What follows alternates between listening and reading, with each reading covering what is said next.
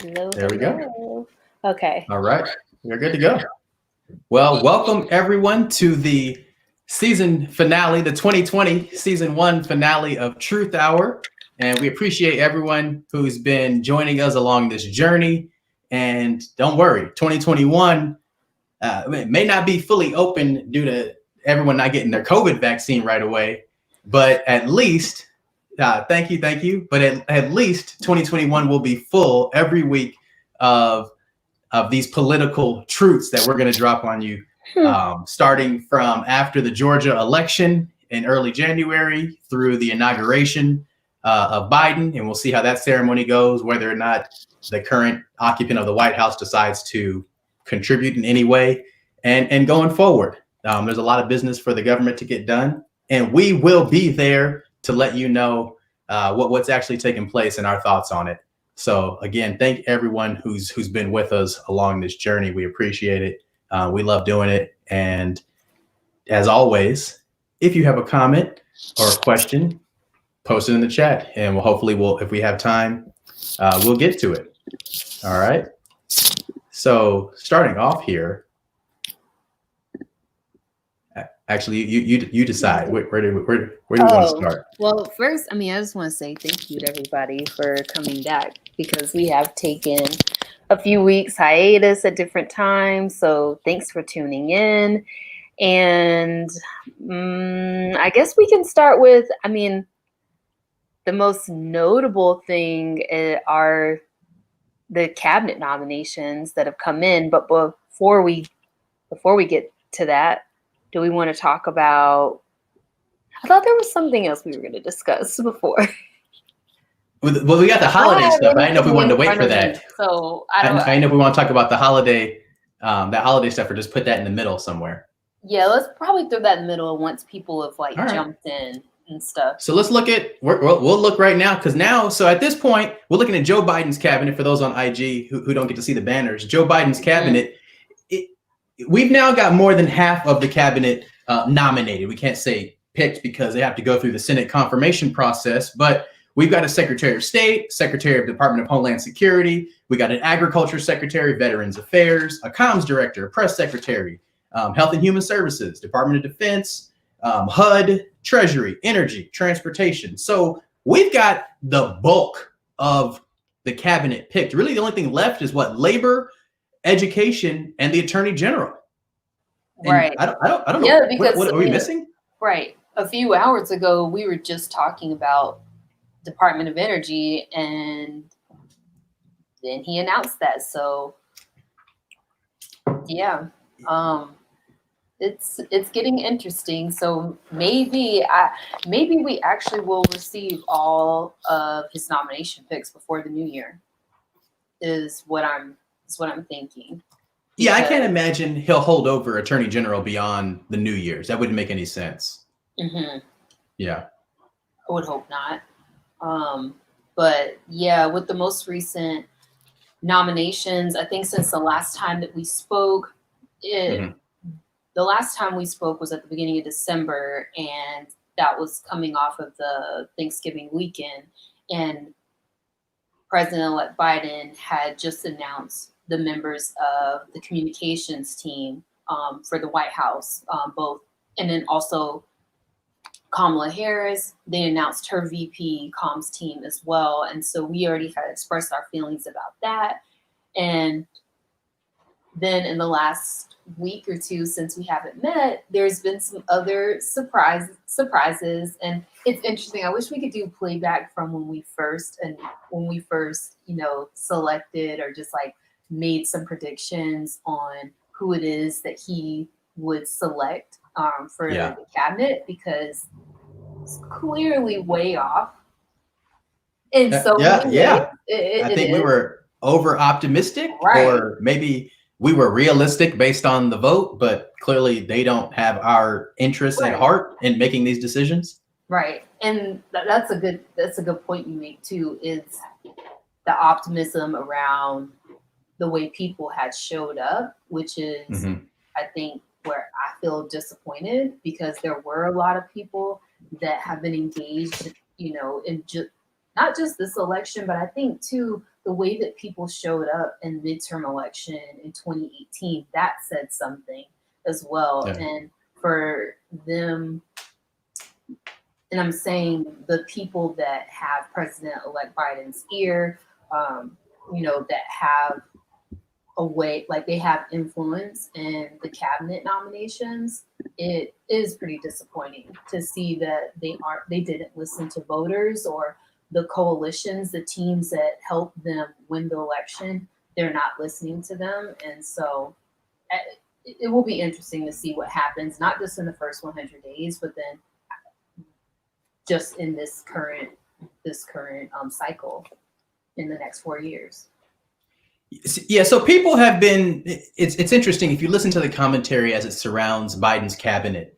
Mm-hmm. I think people have, after dealing with 4 years of Donald Trump, struggle with recognizing that experience is not everything. Mm-hmm. Representation is also just as important for a number of reasons that we don't have time to get into on here. Right. And for people, their response when I say I'm disappointed in these selections, it's, well, he's picking the best of the best. Well, to me, that inherently implies that people of color are not in that conversation of who the best is. Mm-hmm. And I think that is inaccurate and insulting.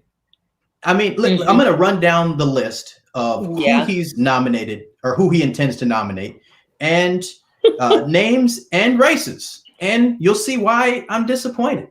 Secretary of State, white man, Anthony Blinken. Secretary of the Department of Homeland Security, Alejandro Mayorkas, white Cuban man. And we don't have time to get into colorism. Yeah, he's Cuban, white Cuban. That's all I'm gonna say about that. Mm-hmm. Secretary of Agriculture, white man, Tom Vilsack. Secretary of Veterans Affairs, white man, Dennis McDonough. Comms Director, Elizabeth Alexander, white woman. White House Comms Director, white woman, Kate Bedingfield. Press Secretary, white woman. Didn't even write her name down. That's on me. That was not intentional. Secretary of the Treasury, white woman, Janet Yellen, who I actually think is a great pick, but just for the sake of understanding my disappointment. Secretary of Energy, Jennifer Granholm, white woman. Secretary of Transportation, white man, Pete Buttigieg. And so the only color that we see in this entire cabinet, people keep saying, well, there's still more picks to go. There's still more picks to go. No, my guys, no, he's picked what else is left, right? So we have Marcia Fudge, right, in housing and urban development. We had a person of color in that position last time. And so did Trump. Can we please have people of color represented in other places in the cabinet besides HUD? Because to me, now this is going to become the black position, right? This is going to become the role for somebody of color to just go in there and so that presidents can say, well, you know what? Look at my little sprinkles of color over here. They're running HUD, which people don't even care about, right? And you have their Secretary of Defense is a black man, and you would think, oh, aren't you happy about that? No, because he's a corporatist who was literally he just served within the last 5 years. So technically, it would be a violation of law to have this man serve in this capacity. So just like Donald Trump had to do with Jim Mattis, who is a general, he's going to have to make a special request to the Senate Majority Leader, Mitch McConnell, to allow his Secretary of Defense nomination to serve, because the law requires him to be out of service for 7 years so that there's not a conflict of interest with their the people that they served with. This is to me beyond disappointing for all of these reasons. The only black woman in the cabinet is Marcia Fudge. Mm-hmm. After everything we went through during this campaign season, that's who so to me, it's a question of who is advising Joe Biden and is he taking their advice? Because if he's taking their advice and they advised him that this was a good cabinet, and mind you, I didn't list John Kerry, but go ahead. John Kerry's in the cabinet. No, but Susan Rice isn't in the cabinet. She's an advisor. No. That's what I wanted. But that's what I want to point out to people, because I think some people don't understand why there's frustration when they're hearing, oh, well, he picked Susan Rice. Oh, he also picked Cedric Richmond. These are not people that are secretaries of agencies where they're able to make impact and where they're seen and they're being heard, right? Yeah. That's a little bit different. I'm definitely not taking away from the roles, the positions that they'll have at the White House, but it's different. It's different. Yeah. So, Deputy director is not the same as director of, right? Assistant to the is not the same as being secretary of. Exactly. You're still. So don't put us in these lower management positions. How about have us as the head of agencies?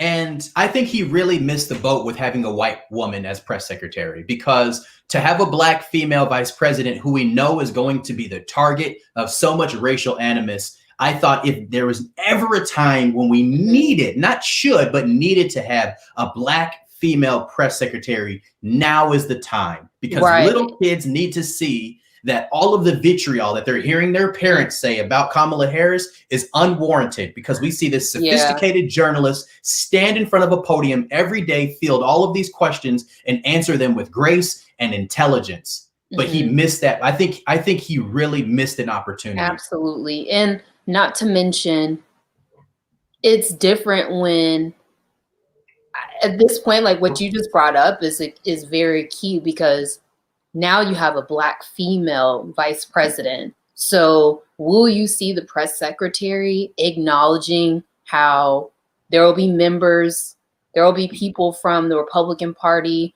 that will attack her based on her being not just a woman, but her being a black woman?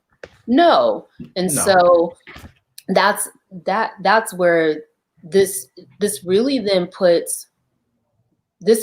shines a light then into the prejudices that we were talking about before, or just the ways that people they turn their heads and ignore what's considered racism. Like we've all talked about the different forms of the spectrum where it's seen, and so now the press secretary is a white woman. We'll see then, like it's just different, to then have someone that, if it were like maybe Simone Sanders or even April Ryan up there every day. So it will be different. And this will be on them then to defend her, and not just putting out a simple tweet or sending a newsletter saying that we have your back. No, that's not enough. No, it's not enough.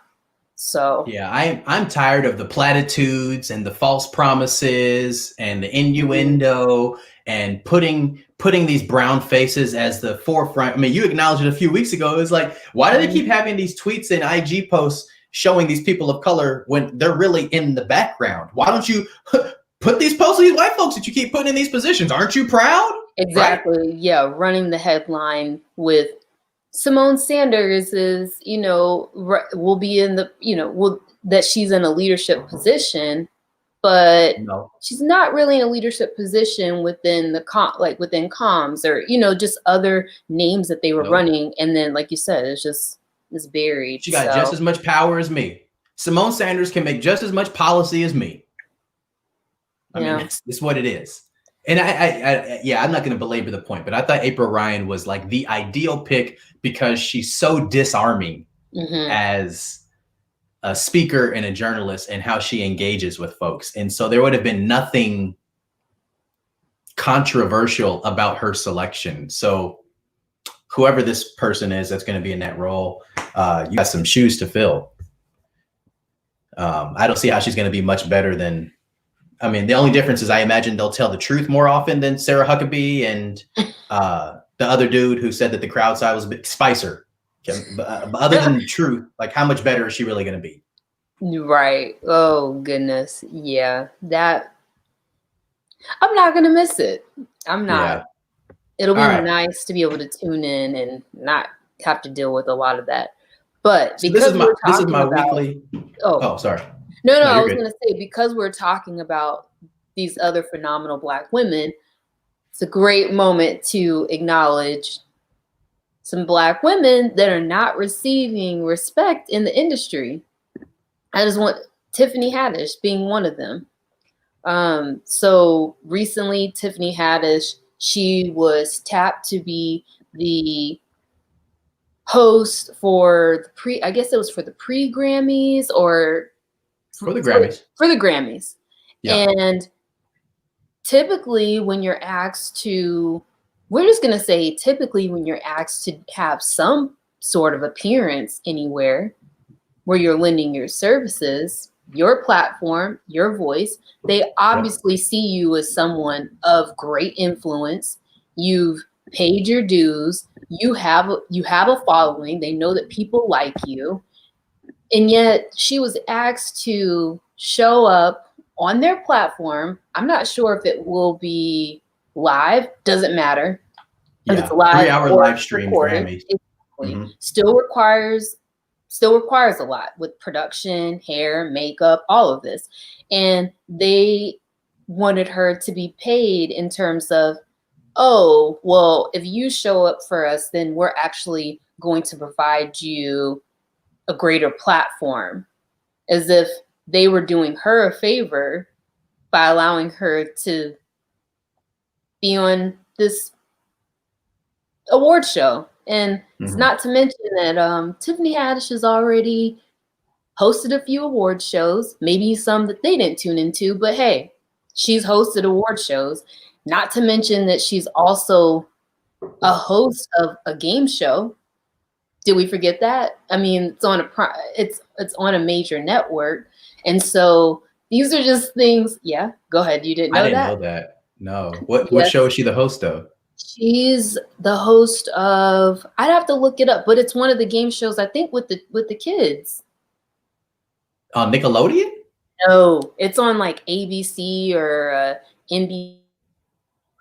Oh, if it's not on a streaming service, you know I'm missing it. I mean, I'm sure you can tune in on Hulu. Not that, I'm sure you could tune in on one of those. I'll find it. So I didn't mean to. No, but I'm just saying. But the point is that they're not doing her a favor, Sure. And the fact that this is just one of those conversations again where we talk about pay equity, and would they have done that if they asked Meryl Streep or somebody, or even Jada Pinkett Smith? I'm just saying, because I'm just trying to keep it like. Yeah, would you? They might have with Jada. Yeah, they might have with Jada. Meryl Streep. There's not a single. I'm not even going to use entity. Another. Yeah, no, I'm just saying I shouldn't even have used her as an example, but it's almost saying as if like Julian, who was the one lady, the one from Seinfeld, just played in V. I didn't watch that show. Juliana Dreyfus. She was Dreyfus. She was, I think, the third night for the DNC convention. But my point is, someone like her. Would you really be putting that out there that we're not going to pay you? We just would like for you to show up 3.5 hours, actually more than 3.5 hours, because if you think about it, you still have to. Oh, thank you. Kids say the darndest things. Yes, because if you think about it, you're still having to show up for rehearsals. I mean, I've led a few virtual productions. You still have to go on here and test things. So it was just outright disrespectful. So good for her and shutting that down. I don't know if you have any comments that you would like to share on that, but you took them all. No, I thought it was, and she actually used the word disrespectful. She said, I don't know if this means that I won't be ever nominated for future awards, but that's okay because this was just straight disrespectful. And I mean, it's tough to disagree. To me, it's like, okay, they don't want to pay for your hair and makeup or wardrobe. That's one thing. But the fact that they didn't want to pay her, to me, it's unfathomable. You would ask a A-list celebrity, right, who has specials on Netflix. I was just thinking that. Excuse me, I'm on Netflix. What? No. Yeah, and she's hosted like the really cool when they do those roasts, right? She hosted the roast of it was either Shaq or somebody. It's like she's not a no name, and she's the lead on I forgot that show with Tracy Morgan. Like she's a big name, and the idea that they were gonna ask her to host this award show and not pay her, I mean, that's a slap in the face. it just, I mean, you said Meryl Streep. I don't even think it has to be a name as big as Meryl Streep. It could Right, be that's just, what I I was mean, saying. Maybe just come down. I guess Julia Roberts is the big name too. Like I can't imagine they would have, I don't know, who's a lesser known white actress. I can't. Let me just say this. So let's just make it equivalent. I guarantee they would not ask anybody from SNL to go on there and host the Grammys and not fair. Let's just keep it in the same genre. Or from the cast of Friends. I mean, I didn't watch the show, but I imagine they would have no one from that show do it for free. Let's leave it there because you didn't even watch the show, and that's because probably they stole it from Living Single. I know, but I'm just saying, but that's not really going to be equivalent when we're talking about pay scale. So, yeah. So again, it's just another. I'm telling you. This is so backwards when you just think about everything we just went through. We were talking about Black Lives Matter and the same people that were putting out messages. Well, since you're talking about Black Lives Matter, I'm going to skip the Rashida Jones part and put up, where's my banner? Here we go. This man right here.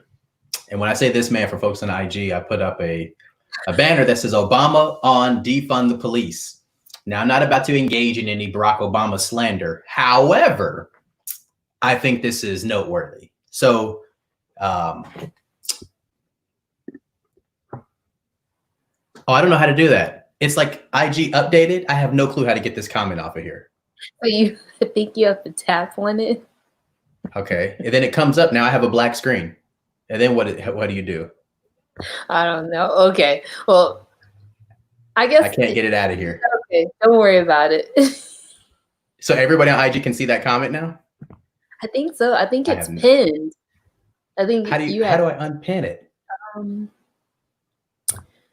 It's a great troubleshooting thing.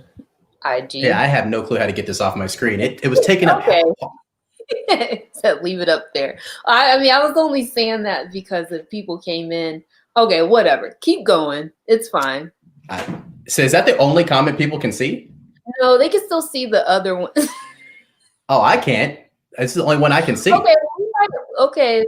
Speaking of, a sponsor. Yeah. I hate IG. IG made. Somebody said something about some sponsors. Yes, we'll talk about that with who this is later. Mm-hmm.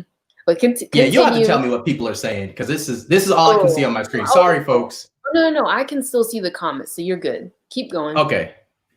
I don't like updates. This is why people always like, did you update your computer? No, since I bought the thing. Fresh out the box, it's operating. Every time that thing comes up every day, like, nope, remind me tomorrow.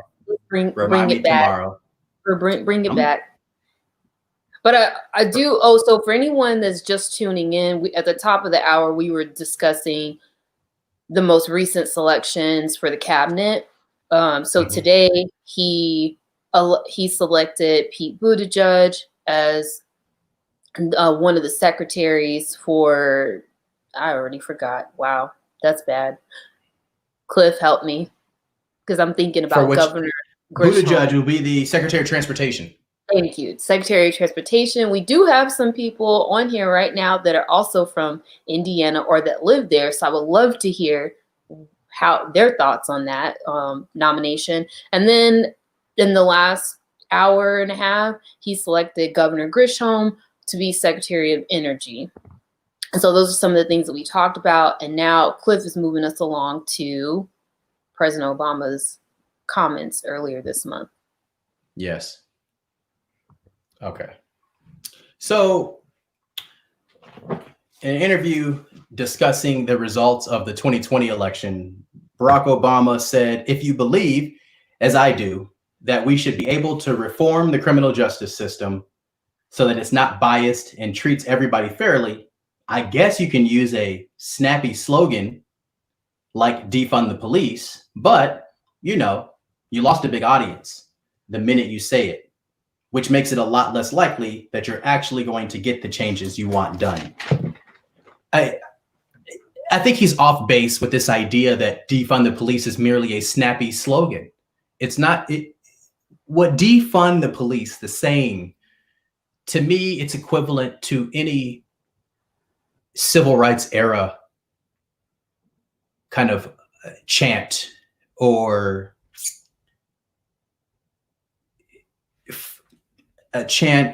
some type of messaging that is commonly shared.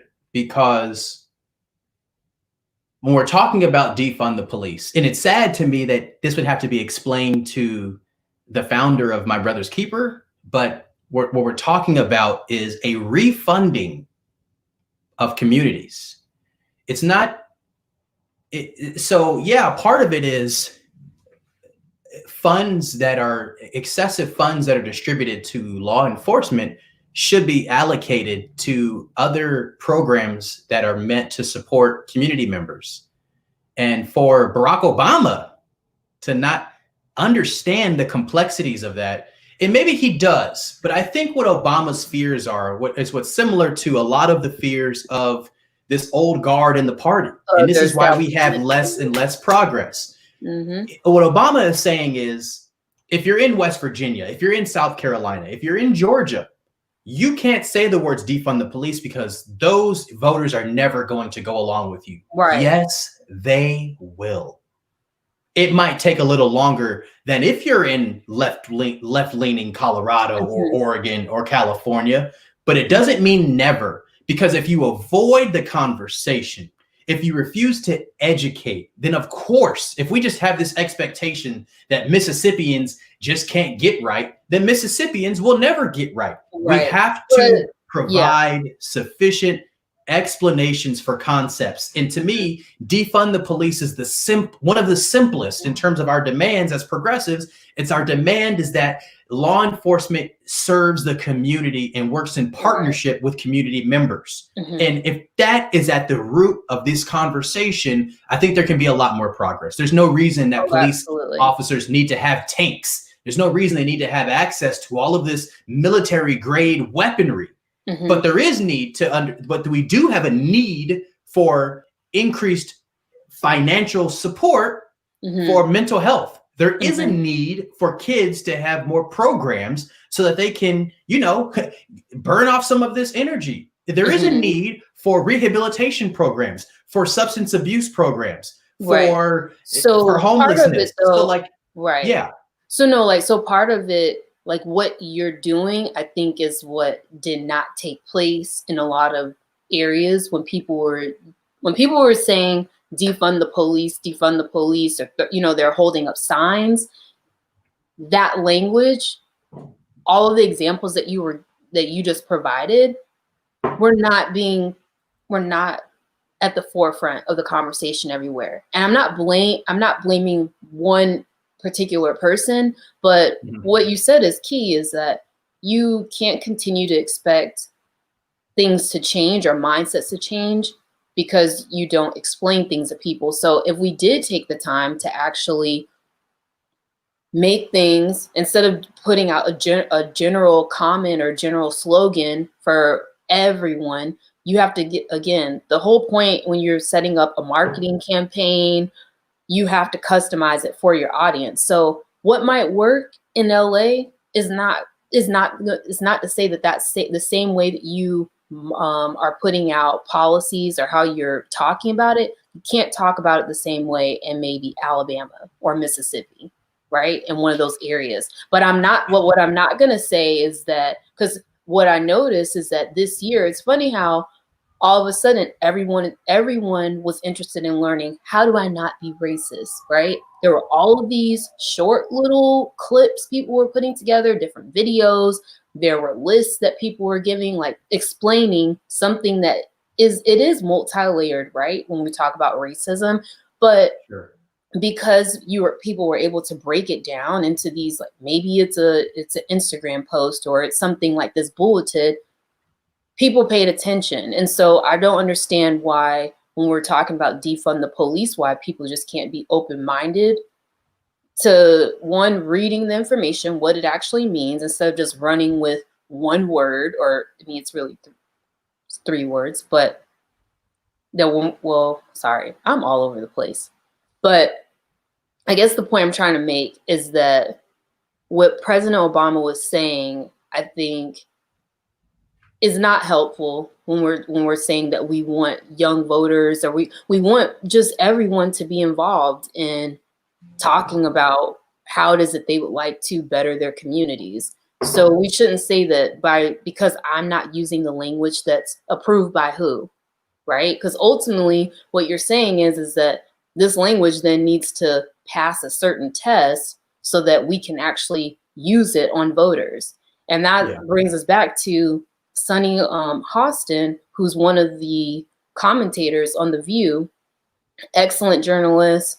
Also, she's a former attorney, but she used to be a CNN contributor, but she's on The View. And so she said that she never wants to attack President Obama. Nobody does, right? Like everyone for the most part loves President Obama.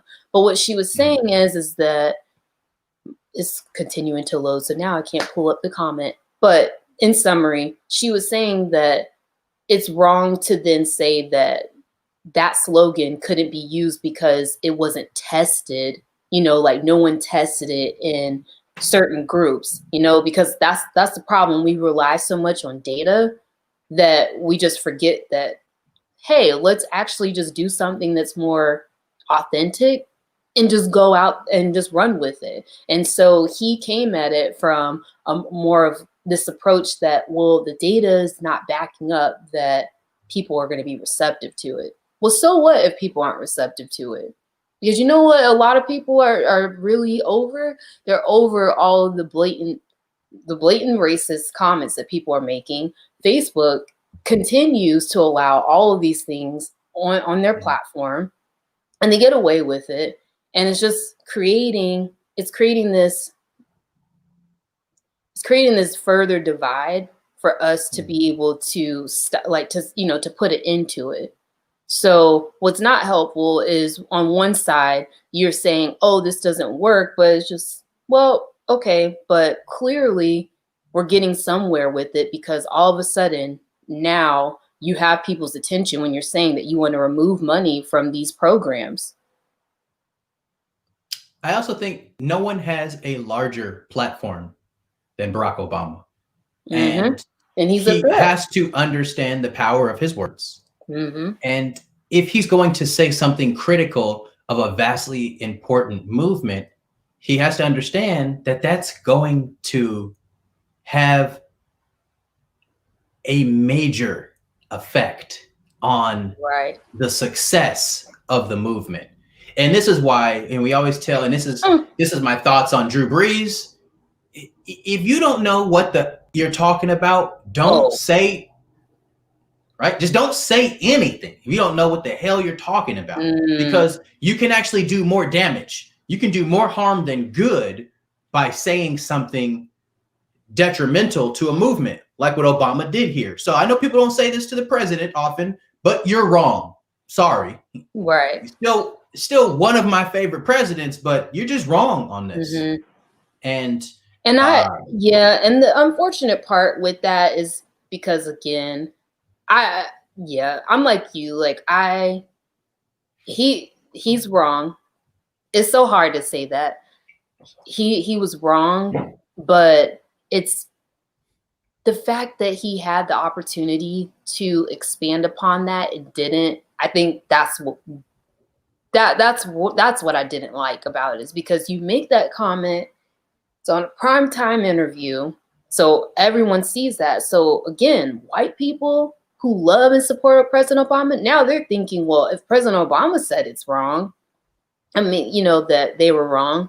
Well, why should I back those policies? And so this is one of those things too, where I think for everyone, you cannot rely solely on individuals. You need to do your own research. We all should do our own research and finding out like what do these policies mean?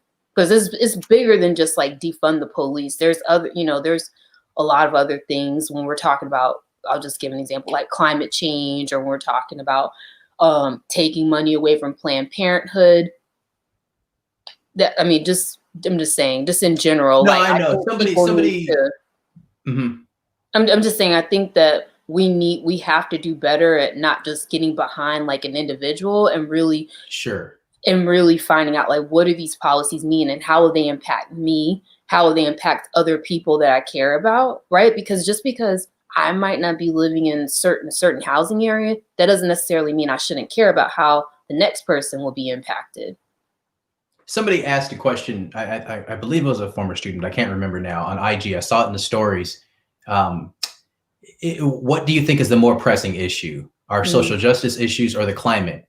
And to me, it's not even a question, because I think before I die in a flood or from trees being cut down, or I think I'll be killed by a police officer. So for me, it's an easy question. I understand for some people, they say, well, you can do both at the same time. It's like, yeah, but if I had to make a hierarchy, right? If you're forcing me to choose, I'm much more concerned with one over the other. That's just me. That doesn't mean we can't walk and chew gum. I didn't say it again. Who posed this question? I don't remember. It was I believe it was a former student, and I like the question. And they just kind of clarified. It's like, I understand that they both go hand in hand. However, I was just curious, like what people, and like for me, I am able to actually decide. Can you not pick one over the other? I don't think that you need to ask me that, because I feel like the end. But you know what? Again, there's already what we share is similar experiences. Like we share similar experiences, and we're both Black. So I do not feel as if I could say, oh, I think climate change should be the first priority, like should be a bigger priority. When but I think a lot of like Bernie Sanders supporters would say it's climate. But the thing is, a lot of the Bernie Sanders people, majority of them are white. I'm saying a large group of them. So that's what I'm saying. Like, I feel like that's weird then for me. I'm saying like, I don't think that innately, I don't believe that they would feel that racism is a more important issue. Like when we're talking about systemic racism. Didn't write racism, said social justice. I like the question. Justice, right. But I like the question. Yeah, but when we're talking about social justice issues, let's think about all of the things that fall in that category. Outside of when we're not talking about just let's see. I think social justice includes like pay equity, it includes police reform. Right, but we're talking about also equality in the workplace, like discrimination, not just for people of color, but just like like we're talking about religion. So there's so much that's included in that, and I do feel that even when we're talking about climate change, we have to be careful. That's like one of my biggest issues when we're talking about, oh, climate change should be at the forefront. I do believe it's an important issue. But again, just like defund the police, you're losing people on the argument about why climate change is so important. So many Black and brown people don't understand why that's a big issue. Because when you're talking about climate change, you're talking about all the natural things that are impacting you're talking about things in terms of like pollution. We're talking about sometimes food. Yeah, I don't go with people on this. I'm much more concerned with my student loan debt than I am with pollution. I'm sorry. I don't care what people drive. Right. I don't care how much oil your car needs. I care more about student loan debt. I care more about police reform. I care more about a host of other issues before I could care less about the damn climate. Sorry. I know people are like, oh, but the climate, like, yeah, I get you. But there's other things that to me. That's what I'm saying. Exactly. But again, but just how President Obama made the comment about defund the police. Think about if we didn't have that this whole awakening happened this year. I wonder what issues then would have been at the top, of top priority then for the Biden administration, right? Like, what would they have run with? Because there were other candidates like Senator Bernie Sanders. Climate change was a really big one. And so I'm just saying, like, when we talk about messaging, they really need to do better when they're trying to explain things to people and not make these blanket comments. Are you saying if there was no COVID, what would have been at the heart of his? If there was no COVID, he would have lost the election. He only won because of Trump's failed response to the COVID pandemic. I mean, I don't know if people disagree with that, but I mean, I think that was clearly the reason that he was able to flip the Rust Belt. And well, Georgia maybe not so much influenced by COVID, but I don't see Biden winning if Trump didn't have such a failed response to the pandemic. Oh, you got comments? Let's hear them. Oh, I did want to read this comment that I pinned. Do you think Obama is above criticism? Hell no. I'm just saying I think people struggle because he's a president and because he's so revered and so he puts himself in public positions. You daggone right he does. And I mean, I don't think anyone is beyond criticism. I don't think anyone is above having kind of a critical analysis of their decisions and ideology. And he's one of them. And for me, no one's really above it. I'll criticize the Pope if I found anything wrong in some policies, right? But I think that many in the national media or even involved in national politics might struggle to criticize him because of the stature that he has in the party and just in kind of in general, really globally. You said you saw some other comments.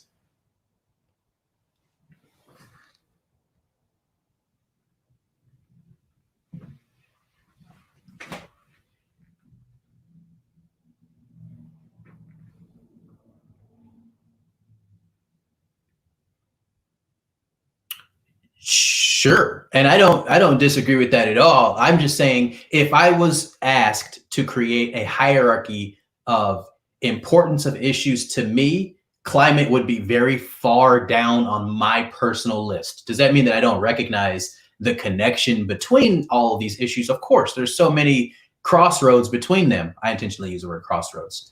Oregon folks understand. But I think, yeah, there's throughways there.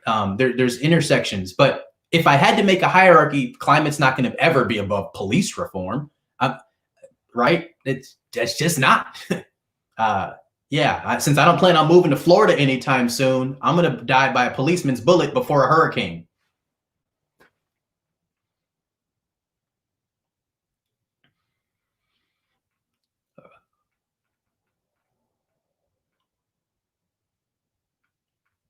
Yeah.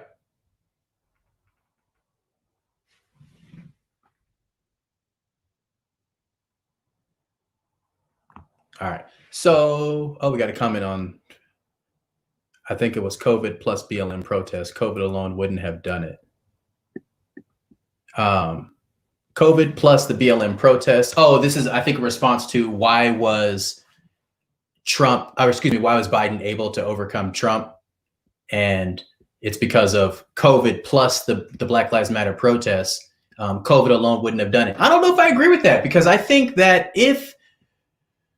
I think Trump actually wins the culture wars in this country. I think there are more racists than non-racists in this country. I think people are more kind of skeptical of Black Lives Matter kind of entering the formal traditional lexicon. I don't think in this, and the reason I disagree with that is because Trump got 75 million people to cast a ballot for him, despite his white supremacy, despite his Proud Boys moment during a internationally televised debate, right? Like, so it's like, to me, I think it was the COVID. And again, we'd have to get some polling data, which we won't have for probably a year or so. I think it was the COVID response was kind of the primary reason why this man lost what typically is a re-election.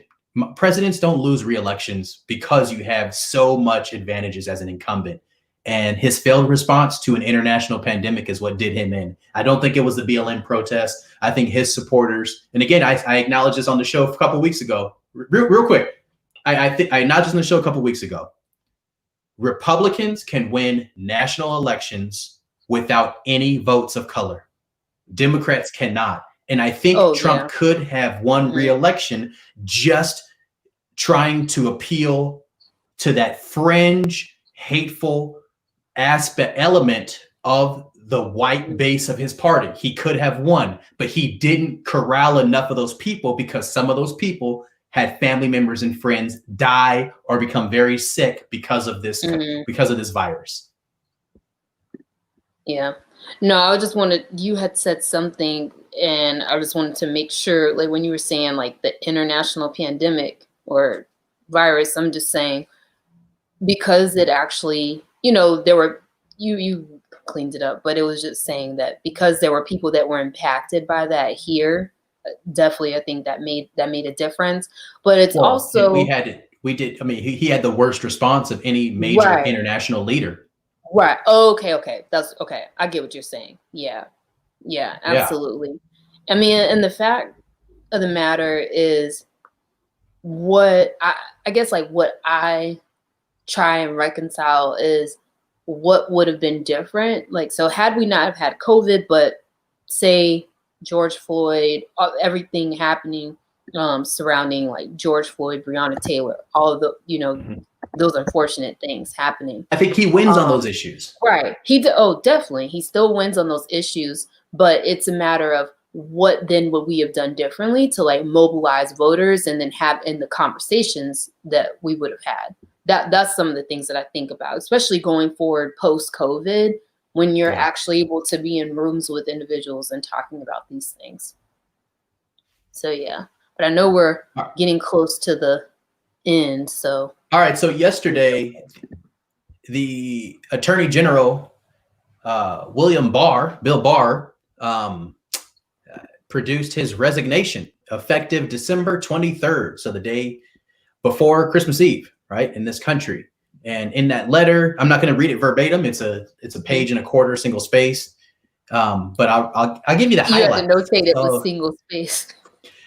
Well, I mean, dear Mr. President, I appreciate the opportunity to update you this afternoon on the department's review of voter fraud allegations. And he goes on to say, and how these allegations will continue to be pursued at a time when the country is deeply divided. It's incumbent on all levels of government and all agencies within their purview to do all that we can to assure the integrity of elections. And even in his outgoing letter to the world, this man refuses to state explicitly that there's no voter fraud and that the claims were baseless. And so that's why there was no celebrations on either side that this man is gone. It was kind of just relief, because he's done so much damage to the integrity of that office. I think he has so dishonored what it means to be Attorney General. And he's really been disgraceful. He goes on, I'm greatly honored that you called me on to serve in your administration. He goes, the nadir of this campaign was the effort to cripple, if not oust, your administration with frenzied and baseless accusations of collusion with Russia. No, they weren't baseless. You can read the 500-page Mueller report, which identifies case after case after case of nefarious connections and an intent to communicate with agents of Russia. I mean, this guy, he goes on to say, during your administration, the Department of Justice has worked tirelessly to protect the public from violent crime, worked closely with leaders in Mexico to fight the drug cartels. Oh, but you also encouraged and provided support and backing for his commutation and pardon of criminals who had committed their crimes within 12 months of him taking office, which is a complete break from the tradition set. I mean, I have nothing but venom and I have nothing positive to say about Bill Barr. I think he's been such a danger to this country. He wasn't an upgrade from Jeff Sessions. He was just a little bit brighter than Jeff Sessions, and he didn't have the drawl, so we could stand listening to him for a little bit longer. I mean, I know it's a little rough, but people need to understand just how important the office of the Attorney General is. You are the highest ranking law enforcement official in the country. And to take it back to our initial conversation, I'll put the banner up. Joe Biden's cabinet, that's one of the 3 major cabinet posts not yet selected. And I think there's something. Yeah. And that's why he has not yet announced his Attorney General, because he's trying to find cover for just putting in another mediocre white person in that office. Right. Or just probably looking at Doug Jones from Alabama. Right. Oh, no. I'm just saying, I was just going to say, but it's just, I feel like right now they've just been throwing bones, to us, like to the black and brown community and some of the picks for these cabinet positions, because these are not positions really where we have a lot of power. And so I didn't name the HHS secretary earlier when I was going through the whole list. The Department of Health and Human Services is current California Attorney General Javier Becerra, who was also in the House of Representatives. He served 3 terms before being tapped to be the AG. He served more terms than that. More, I thought so. He was in office for a while. House for about 20 years.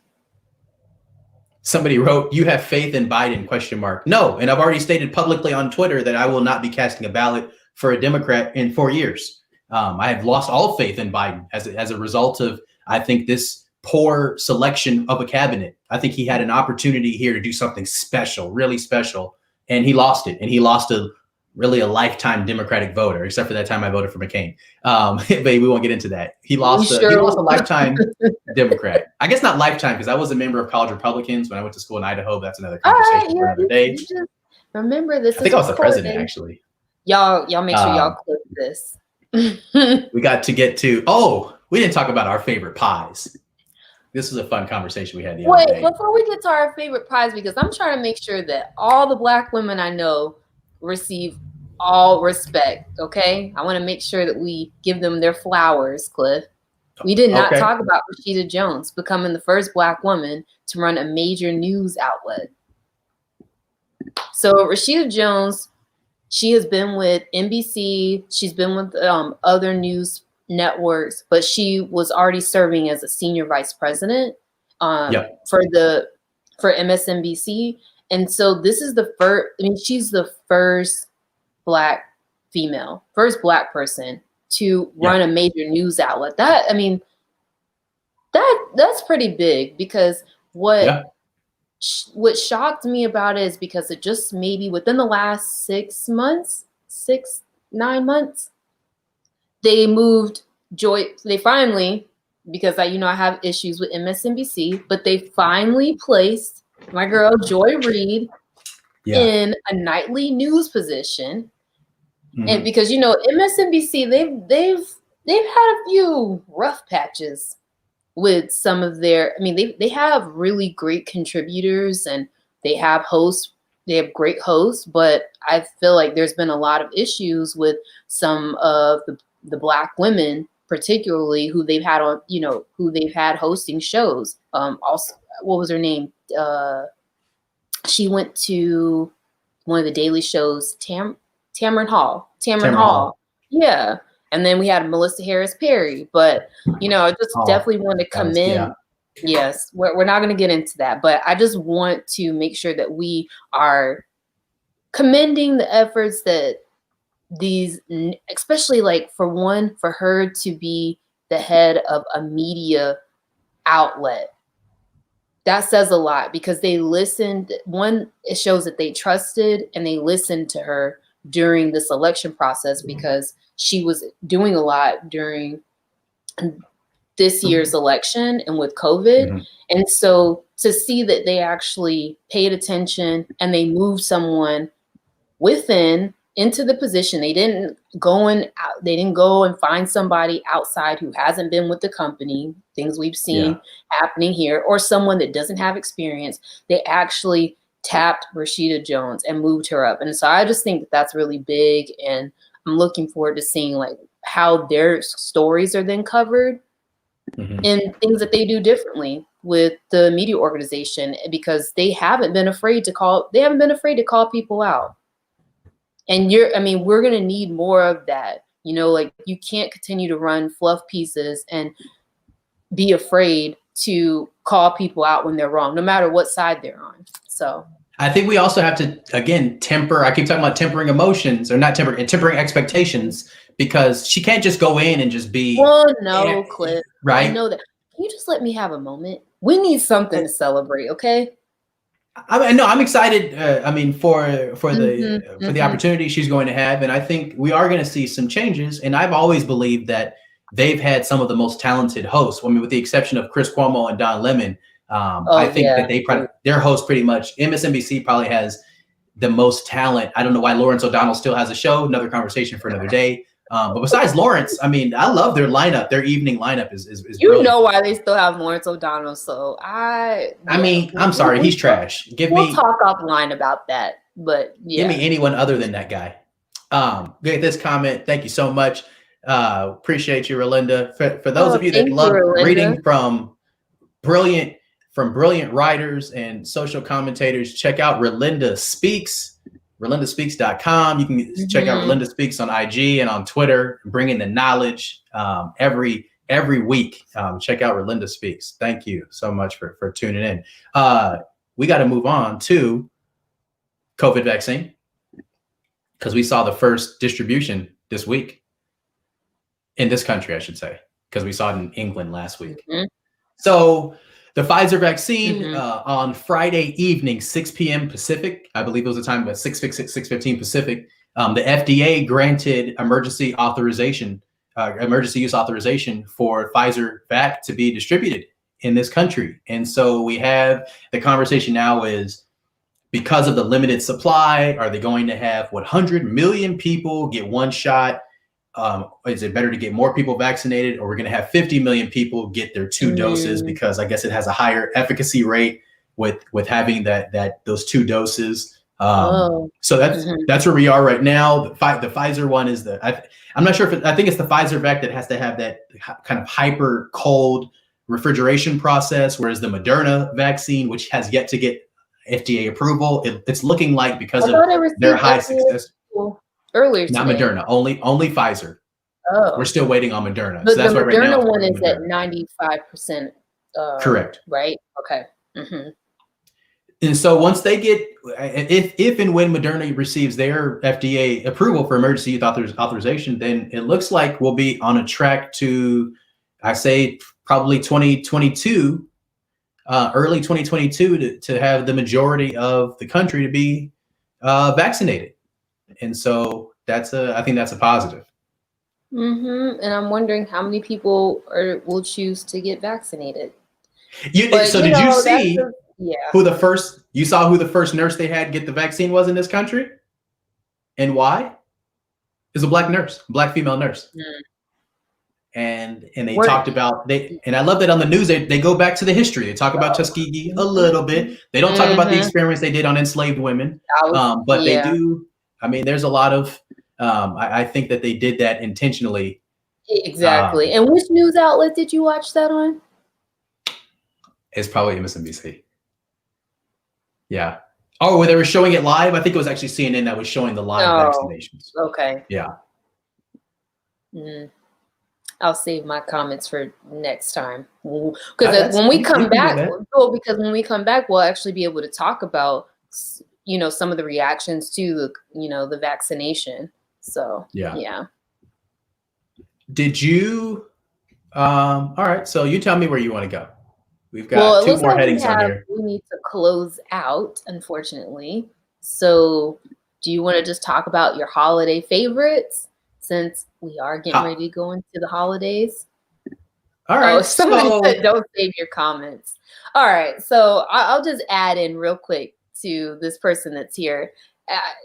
So for me, I'm not comfortable with the vaccination, partly because of some of the things that Cliff brought up. And so I actually would like to go back and see what special they ran, because what I do think will be harmful and where there will be a divide is because of the history of tests that have been run on Black people and the harm that it's caused. There's a lot of distrust in the Black community and also in brown communities as well. And so I don't feel as if people should be attacked if they decide that they're not comfortable with getting a vaccination. And then, so we need to be hearing from people, and we don't need to be used as props either. We don't need to be the first ones that everyone's relying on us to get the vaccinations first. Although we are more high risk, I understand that, but there definitely needs to be more talk from doctors and scientists. That we need to hear from them in terms of how this will affect us, because it's different. So yeah, I co-sign all that. I'm not going to jump in line to be one of the first. I don't think I'll be one of the first million, and I'm good with that. So we got like 20 seconds. Can you remember your list of your top 5 pies? So like I said, I don't eat pie like that. So for me, we're going into Christmas. So I like, I'm willing to try a chocolate cheesecake bark, you know, with some kind of bark, like peppermint bark. You know, I like Is things that a like pie? that. That sounds like a I mean, bootleg. it has like the circular form. It's not so okay. Pies, I like I'm picturing pecan. peanut I like brittle. listen. I like this is not peanut brittle. I like pecan, pumpkin, and sweet potato pie. Those are It's some random bark. So no, pecan it's pie, not pumpkin random. pie, It's sweet like potato pie. it's a cheesecake with peppermint bark. Oh, okay. Oh, I was just saying. that's Yeah, and it has a chocolate crust. It looks so good. I'll show you a picture. But I feel like continue. You need to share with us what are yours. well, so I thought we were gonna go 5 and 5, 4, but it's fine. You're gonna give them all. So at number 5, coming in at number 5, Mississippi mud pie. I mean, Ooh, it's I forgot about that. it's an oldie but goodie, and you know you can't. I don't Mississippi mud pie. You got to have it at least once in every 12 months. And then if you're from SoCal, I guess it's not just. So I did confirm from our conversation. It's not. It's not. It's more regional than cultural. It's more regional than cultural. I'm laughing at the comments because yes, that's what I'm saying. Like it's not. I'm not a pie eater, but yes, that right there. Happy holidays. So Mississippi mud pie, the number 4, bean pie. And if you've never had a bean pie, you might need to take a trip to LA. My buddy Anthony said that you can get them in Vegas. I mean, I guess they're different parts of the country. Bean pie, that's top 5. It's amazing. I didn't know what bean pie was until recently. I'm not gonna lie. I had to look it up. But continue. You slapped him. It's amazing. I know. And then you gotta get the classic sweet potato pie.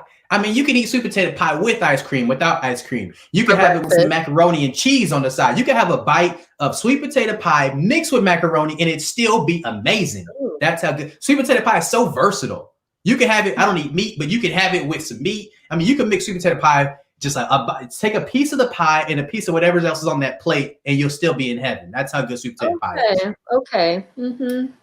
Coming in at number 2, peach cobbler. Now, see, you're cheating, and this is why I don't. I'm sorry.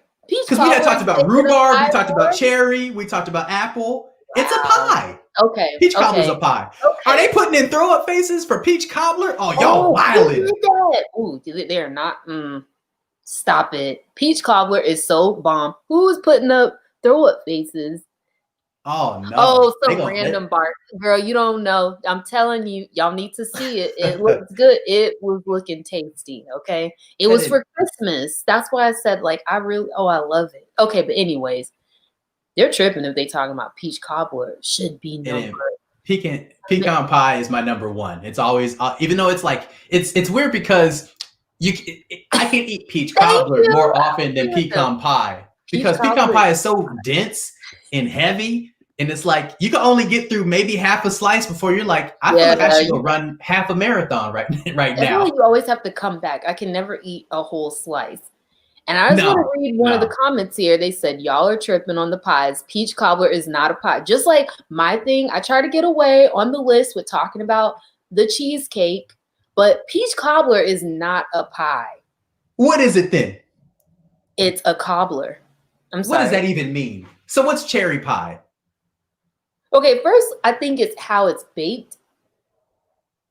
Are they all baked in the oven? No. I think how it's baked, like what the form that it comes in, right? Because you can have a cherry cobbler that's in like one of those 8x8s or a 9x12 baking dish. Those are cobblers, sir. Those are cobblers. Those are not pies. What is that? So what is a cobbler then? So it still takes the same form. There's crust at the top and crust at the bottom. The crust is just different. No, you're wrong. Definitely not. I'm gonna make sure. He said it's all the same. Yeah, only difference is circle versus square. So that's why I'm trying to figure out why can't my cheesecake be on the list? Well, because it's cheesecake pie. It's like a tiramisu type of dish. It's not pie. It still has to be baked. You know what? We're gonna settle this. We're gonna settle this with a poll. That's what we'll do on Instagram. So I mean, my 7-layer dip has to be baked. They don't make it pie. You know what? Is there a crust with your 7-layer dip? No. Oh, here we go. I think we got some. All right, let's see. All right, so cobbler is a dish consisting of a fruit or savory filling poured into a large baking dish and covered with a batter, biscuit, or dumpling in the United Kingdom before being baked. But wait, we don't do that with regular pie? No. Oh, so it has to be fruit based. It has to be primarily because, like, okay, that's the difference. But to me, that sounds like you're describing an apple pie. No, okay. I think we should just go with, again, it just maybe the form. One is circular. That's fine. One is, we'll just have to agree to disagree. Last one before we sign off, because it's holiday time. Favorite Christmas song. Favorite Christmas song. I forgot about this. Favorite Christmas song? Ooh. Or you can do the blackest, because I know which one I think is the blackest Christmas song. I don't know if people think of music in these terms, but I do. It's just how my brain works. Oh, okay, because I was already thinking. I was like, now I do have that pop one, and I have that soulful. Because I got a favorite Christmas song, and I got a song that's like the blackest one. That's just like you hear this, and you're like, oh yeah, this is Christmas. Which one is it? I saw Mama Kissing Santa Claus. I don't think a white artist could pull that song off. Are you talking about the one by the Jackson 5? Yeah, that's the great. I saw Mama Kissing Santa Claus. Is there? I don't know if there's a white version of that song. Pop version. I don't know. Or not a white version, but like a white artist singing it. Wow. Make sure I'm being clear. You know what I meant. I don't know. I know. My favorite one, they said favorite. Mine is I really love The Temptations' Silent Night. That is like that's on my list. That's on my list. Classic. That's like up there. Next to some people might not like this. I'm gonna keep it modern because although I love all the old school ones, you know which one's mine. I'm sorry for the folks who are on the Donny Hathaway train. Chris Brown has the best version of This Christmas. Period. Fight me. Chris Brown has the best version of This Christmas. Facts are facts. It is what it is. Not just because of the movie. It's the best. It's the best version of the song. Okay. It's just what it is. And with that, we appreciate y'all joining us. We'll see you in 2021.